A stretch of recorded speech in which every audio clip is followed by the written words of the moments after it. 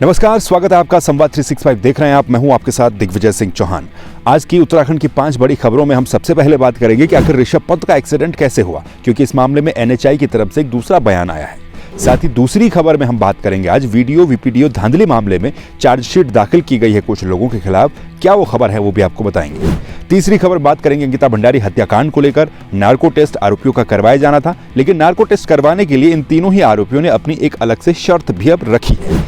चौथी खबर में बात करेंगे उत्तराखंड में आने वाले कुछ दिनों में शीतलहर का अलर्ट एक बार फिर से जारी कर दिया गया है। क्या उस खबर में है वो भी आपको बताएंगे। और पांचवी खबर में बात करेंगे कि आखिर कैसे भारत चीन बॉर्डर तक पहुंचना अब आसान हो जाएगा। तो चलिए पहली खबर में बात कर लेते हैं उत्तराखंड के स्टार क्रिकेटर ऋषभ पंत के बारे में। दरअसल रुड़की के पास एक सड़क हादसे के दौरान, रोड एक्सीडेंट के दौरान ऋषभ पंत घायल हो गए थे।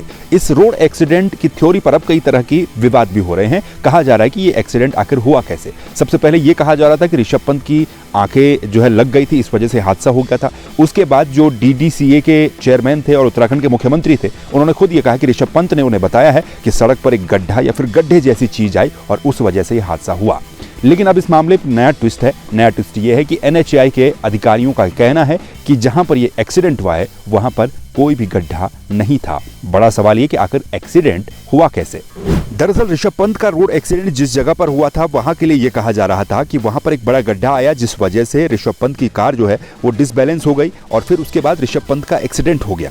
लेकिन इसके बाद एनएचएआई के अधिकारियों ने इस जगह का इंस्पेक्शन किया है। इंस्पेक्शन करने के बाद एनएचएआई के अधिकारियों का यह कहना है कि जहां पर ऋषभ पंत की गाड़ी का एक्सीडेंट हुआ वहां पर कोई गड्ढा नहीं था। इससे पहले यह भी कहा जा रहा था कि आसपास के गड्ढों को भरने की कोशिश लगातार वहां पर की जा रही है। आसपास के गड्ढों को भरा जा रहा है इस रोड एक्सीडेंट के बाद। लेकिन बहरहाल इस मामले में अब ये बयान आने के बाद ये बात और भी ज्यादा जो है घुमावदार हो गई है कि आखिर ऋषभ पंत का एक्सीडेंट वहां पर हुआ कैसे।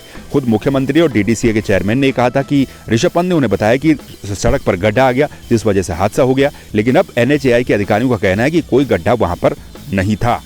अब बात कर लेते हैं उत्तराखंड के बहुचर्चित पेपर लीक कांड यानी कि वीडियो वीपीडीओ पेपर धांधली के बारे में। दरअसल इस पूरे मामले में वीडियो वीपीडीओ पेपर धांधली के मामले में कई लोगों की गिरफ्तारियां हुई। एसटीएफ इस मामले में लगातार जांच कर रही थी। अब फिलहाल इस मामले में पूर्व चेयरमैन जो आयोग के थे उनके और 6 अन्य लोगों के खिलाफ चार्जशीट कोर्ट में दाखिल कर दी गई है। दरअसल उत्तराखंड में वीडियो वीपीडीओ भर्ती 2016 में धांधली हुई थी। इसको लेकर के एसटीएफ ने 6 और आरोपियों के खिलाफ कोर्ट में चार्जशीट दाखिल कर ली है। मंगलवार को एसटीएफ ने यूके SSSC के पूर्व अध्यक्ष आरबीएस रावत, सचिव रहे मनोहर कनियाल, एजीएम कंट्रोलर आरएस पोखरिया सहित आरएमएस कंपनी के डायरेक्टर राजेश चौहान, संजीव चौहान और विपिन बिहारी के खिलाफ कोर्ट में करीब 4,500 पेज की चार्जशीट दाखिल कर दी है। इस मामले में 3 आरोपियों के खिलाफ पहले ही चार्जशीट दाखिल हो चुकी है। वहीं एसटीएफ का यह भी कहना है कि हाकम सिंह, केंद्रपाल और चंदन बंडाल के खिलाफ भी जल्द ही चार्जशीट दाखिल कर दी जाएगी। चलिए खबरों में बात कर लेते हैं अंकिता भंडारी हत्याकांड को लेकर। दरअसल अंकिता भंडारी हत्याकांड में ये सिफारिश की गई थी कि तीनों आरोपियों का नार्को टेस्ट, पॉलीग्राफ टेस्ट करवाया जाए। इस पर एक लंबे समय से ये पूरा मामला जो है इसका फैसला अधर में लटका हुआ है। तीनों का टेस्ट होगा नहीं होगा इस पर कोर्ट का फैसला नहीं आ पाया है। वहीं इसी बीच अब खबर यह है कि आरोपियों की तरफ से एक मांग पत्र दिया गया है जिसमें यह कहा गया है कि उनकी जो शर्तें हैं उनको फॉलो अगर करवा लेते हैं और लाइव कोर्ट के सामने नार्को टेस्ट करवा लेते हैं तो फिर वो नार्को टेस्ट करवाने के लिए तैयार हो जाएंगे। आपको बता दें कि अंकिता भंडारी मर्डर केस में तीनों जो आरोपी थे उन्होंने नार्को टेस्ट को करवाने के लिए अपनी कुछ शर्तें रखी हैं। यानी कि ये कहा है कि सशर्त वो नार्को टेस्ट करवा सकते हैं। अंकिता हत्याकांड के आरोपियों ने सशर्त लाइव नार्को टेस्ट की मांग की है। बचाव पक्ष के अधिवक्ता ने मंगलवार को कोर्ट के सामने कहा है, उन्होंने पुलकित आर्य जो आरोपी इस मामले में है उसका पत्र पढ़ा है। ये पत्र जेल से लिखा गया था, ये पत्र पेश किया गया। इस पत्र के माध्यम से आरोपी ने पुलिस कार्रवाई पर भी कई सारे सवाल खड़े किए हैं। कोर्ट में बचाव पक्ष के अधिवक्ता ने बताया कि हत्याकांड के मुख्य आरोपी पुलकित आर्य की ओर से अदालत के आदेश के क्रम में नार्को टेस्ट के संबंध में जो बात कही गई थी उसमें एक प्रार्थना पत्र दिया गया है। पत्र में उसने कहा है कि पुलिस उसके झूठे बयानों को दर्ज कर रही है। पुलिस राजनीतिक व्यक्तियों और मीडिया के दबाव में केवल 2 ही प्रश्नों के आधार पर नार्को टेस्ट करवा रही है या फिर इन 2 प्रश्नों को ही नार्को टेस्ट में शामिल कर रही है, जबकि अन्य तथ्यों को उजागर होना भी बेहद जरूरी है। पुलकित आर्य ने कुछ सवालों की लिस्ट भी भेजी है जिसमें उसने कहा है कि इन सवालों को भी नार्को टेस्ट में शामिल किया जाए और इनके इर्द गिर्द भी इन्वेस्टिगेशन की जाए। अब बात मौसम को लेकर के उत्तराखंड में आने वाले कुछ दिनों में मौसम में परिवर्तन देखने को मिल सकता है। एक बार फिर से मौसम विभाग ने मौसम के लिए ऑरेंज अलर्ट जारी किया है। मौसम विज्ञान केंद्र देहरादून के मुताबिक मैदानी इलाकों में कोहरा बढ़ सकता है और पहाड़ी इलाकों में ठंड बढ़ सकती है। इसके साथ ही 8 जनवरी के बाद पश्चिमी विक्षोभ का असर भी देखने को मिल सकता है, जिसके चलते मैदानी इलाकों में ठंड और पहाड़ी इलाकों में बर्फ और बारिश जैसी संभावनाएं भी देखने को मिल सकती हैं।